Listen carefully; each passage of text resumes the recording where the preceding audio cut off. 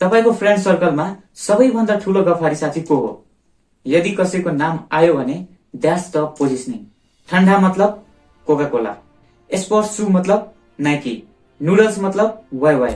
जब तपाईको product, service वा whole company नै कुनै एउटा स्पेसिफिक प्रब्लम वा निचलाई टार्गेट गरेर अफरिङ गर्छ भने र मार्केटिङ कम्युनिकेसन थ्रु कस्टमरको ब्रेनमा एउटा स्पेस बनाउँछ, तब कस्टमरले एउटा पर्सेप्चुअल भ्यालु पाउँछ र त्यसकै लागि तपाईको प्रोडक्ट वा सर्भिसलाई पे गर्छ। यसलाई एउटा सिम्पल इक्जाम्पलबाट सम्झौं। मार्केटमा धेरै कार कम्पनीजहरू छन्। कार किन्ने बेलामा तपाईलाई के चाहिएको छ कारमा र त्यो फुलफिल गर्ने कुन कम्पनी छन्, त्यसमध्ये पनि कुन कुन तपाईको ब्रेनमा टप अफ द माइन्ड आउँछ, तपाई त्यही कार किन्नुहुन्छ। यदि तपाई फ्यामिली कार र सेफ्टी खोज्दै हुनुहुन्छ भने देयर इज हाई चान्स कि तपाईको ब्रेनमा टाटा र BYD आउन सक्छ। यदि तपाई प्रोफेसनल हुनुहुन्छ र प्रोफेसनललाई फिट हुने खालको कार खोज्दै हुनुहुन्छ भने देयर इज हाई चान्स कि तपाईको ब्रेनमा हुन्डे आउन सक्छ, स्पेशली क्रेटा। यदि सस्तो र भ्यालु फर मनी खोज्दै हुनुहुन्छ भने देयर इज हाई चान्स कि तपाईको ब्रेनमा सुजुकी आउन सक्छ। सो पोजिसनिङले कस्टमरले एउटा रिजन दिन्छ